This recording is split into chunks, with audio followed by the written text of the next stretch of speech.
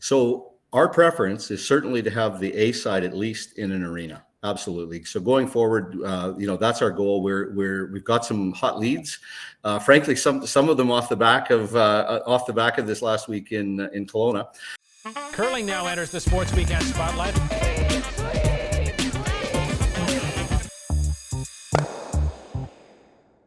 Wonderful to have you on the show, Graham. You heard it. I know you were listening. You just heard some of Brad's concerns. So I'll turn the mic over to you and let you address some of what Brad's concerns were.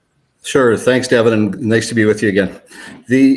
So definitely heard it. We and appreciate that Brad brought those issues forward, and I can tell you that we heard similar things around some of the issues with the constraints of the building from other teams as well, and we did you do make your best effort at the time to try and deal with them, but more importantly, I think we learn from them, and we certainly incorporate those things that have been pointed out and things that we could have done better moving forward.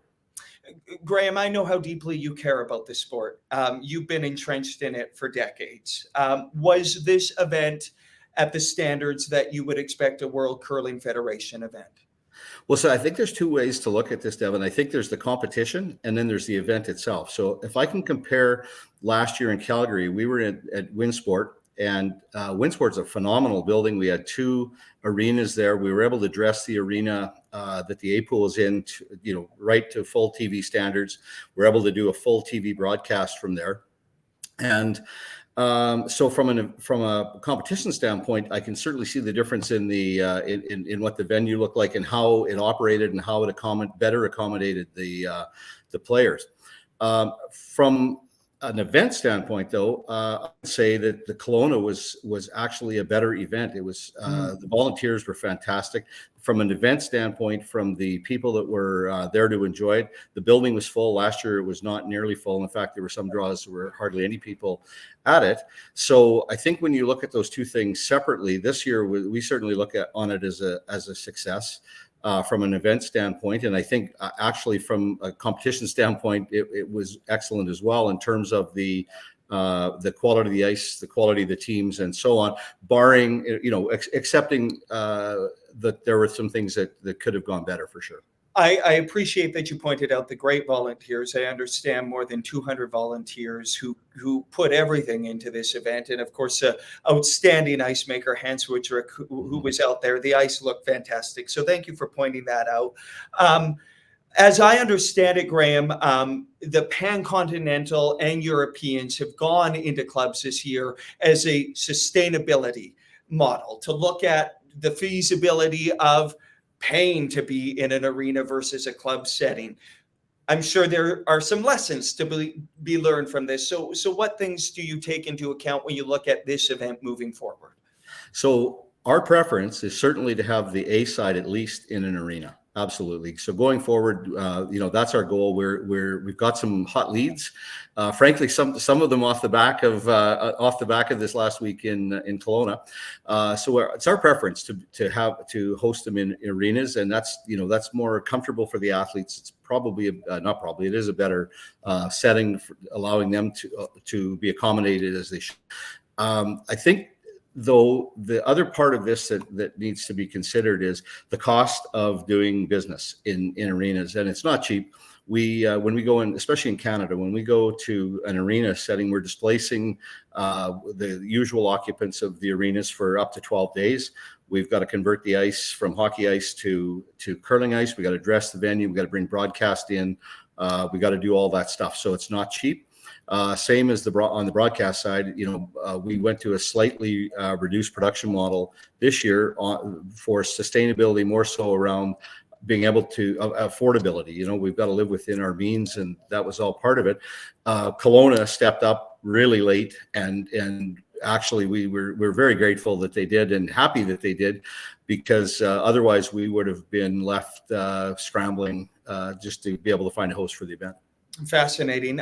Listen, in doing some preparation for our conversation, I know that you were in the running to become president of the World Curling Federation. And one of the things that you were sort of lobbying and making a priority is talking about the advancement of broadcast, the accessibility of the 2-screen experience, being in venue and interacting. And then this doesn't show up on the broadcast on television. And I'm also learning that the B side, the B division, except for some local television, we're not streamed. I've made mention of India, how proud those gentlemen are of their team and their country and their sport, and yet they couldn't tell people back home to watch their games. So I wonder, as somebody who's an advocate to getting this in more accessible places, how disappointing that might have been for you, Graham. Well, it was disappointing, but we just, again, a little bit of context. Sure. I mentioned earlier that we did we mounted a reduced production model. We didn't bring in the full TV truck and the satellite and all the stuff that goes with that. The difference in cost, we were over $300,000 US to mount the production we did. Would have been another $250,000 US to do that.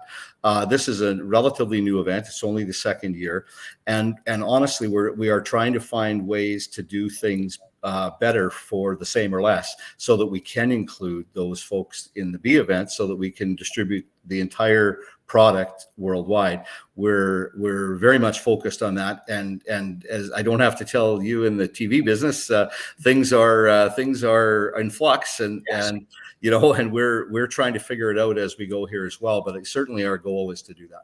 I can appreciate that, and I appreciate your candor in this conversation. We should also mention that, of course, both Chinese men and women are advancing into the A pool, winning the B division. So watch out for them, because it's going to get fierce. To that point, there are some Canadians, Graham, who message me and say, what is this thing? What is this event? And we know the Europeans have had to battle it out for spots. Sometimes we're a little pampered in this country, but we have to fight it out. And there's going to be some growing pains and evolution in this event. Do you believe in the Pan-Continental Curling Championships? For at the present time, yes, I do, and for a couple of reasons. It actually better mirrors the European qualification system. Before the Pan-Continental, there was 2 berths out of the Americas and 2 berths out of Pacific Asia. When we merged them, we actually created a 5th spot. So we actually there's an additional spot that can be earned by all these teams to find their way to Worlds. And something else that's not well known is that we actually track the performance of the 5 teams from the Pan-Continental, the top 5 teams that qualify out of the 7 from Europe, and whichever zone cumulatively finishes higher, that's where the 13th spot goes to. So there is an opportunity to grow the field from the Pan-Continental as well.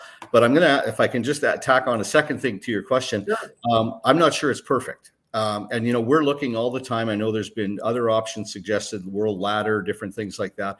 We are about to head to Scotland next week for Competition Rules Commission meetings. Part of it at every meeting is a standing conversation about the qualification system. So we'll review what's happened here. We will review after the Europeans, and we'll factor that into our decision making going forward.